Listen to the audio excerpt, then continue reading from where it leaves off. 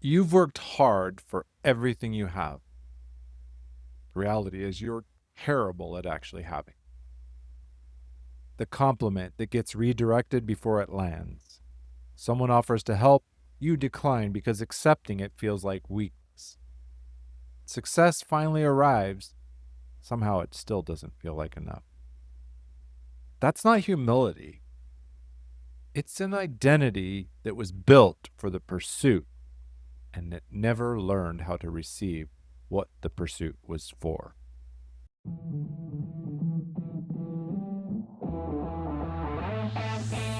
Welcome to Daily Power Boost. I'm Sean Michael. This isn't a podcast about pushing harder or fixing yourself. It's a space to see clearly how your experience is actually being created.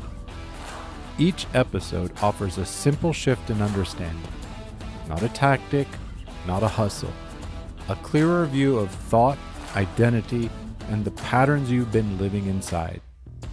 Because when misunderstanding drops, relief rises, energy returns. You move forward with calm, sovereign clarity. This is your Daily Power Boost. Welcome back to Daily Power Boost. Last time we talked about the relationship mirror, how the people around you reflect your current identity back with more precision than most people are comfortable admitting.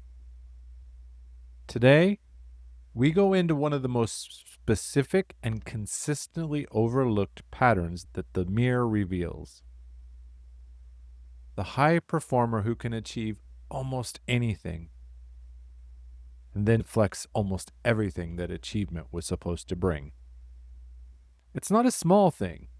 It's actually the difference between a life that's successful on paper and one that's actually felt. Let me describe something and see if it lands. Someone tells you you did something well, really well, specifically, genuinely. Before the words have fully arrived, you're already redirecting. It was a team effort. I still have a long way to go. I got lucky with the timing. Not because those things are untrue, but because letting the praise land fully feels somehow dangerous. Like it might jinx something or reveal some arrogance you're working hard not to become. Or to set an expectation you're not sure you can sustain. When someone offers to help you with something genuinely difficult, you decline. It's not that you didn't need the help. It's because you felt like it was evidence of a gap that you're not supposed to have. Success finally arrives, the thing you worked toward for years. Instead of inhabiting it, you're already looking at what's next. Because sitting inside the achievement feels uncomfortable in a way you can't quite name. Here's what's actually happening at the identity level. Most high performers built their self-concept around the doing, striving, closing the gaps, proving, which means your self-concept is optimized for pursuit, not arrival. When the arrival comes, praise lands, help is offered, success is real, that identity doesn't quite know what to do with it. You see, it was never built for them. Deflecting isn't false modesty.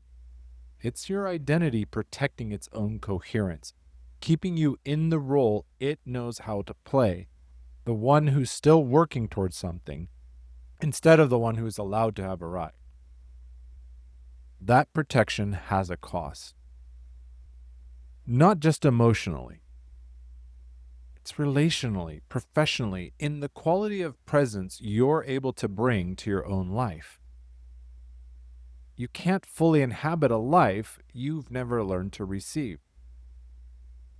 Here's what changes when receiving becomes part of the identity instead of a threat to it. Praise can land. It doesn't inflate you or make you arrogant. It just lands. You acknowledge it, take it in, allowing that person who offered it to feel that it reached you. You accept help and it stops feeling like an admission of inadequacy. and starts feeling like accurate self-assessment.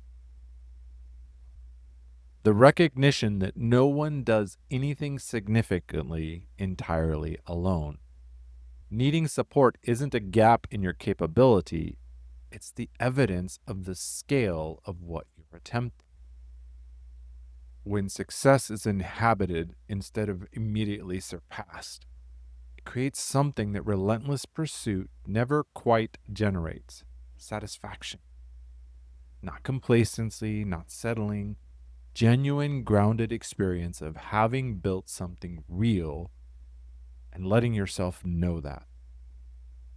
It's not weakness. That's the wholeness that makes the next level of work sustainable and not just another thing to prove. Your one question today: think about the last time someone offered you something genuinely. Praise, help, recognition, care. Ask yourself honestly, did I let it land, or did I redirect it before it had the chance to reach me? If you redirected it, ask a harder question. What was I protecting myself from by not letting it in? Your answer to that question, it's a precise map of where your identity still believes receiving is dangerous. And dangerous things are worth looking at directly. If you've been achieving at a high level and still not quite feeling it, it's worth exploring on a clarity call. It's not that something's wrong with you. It's that something was built in you that was optimized for the wrong thing, and that can be updated. The link is in the show notes. Next time, boundaries. Most people treat them as a communication strategy. They're not. They're an identity statement. And the reason yours keep getting crossed has less to do with other people than you think. With strength and heart, I'm Sean Michael. Stay close.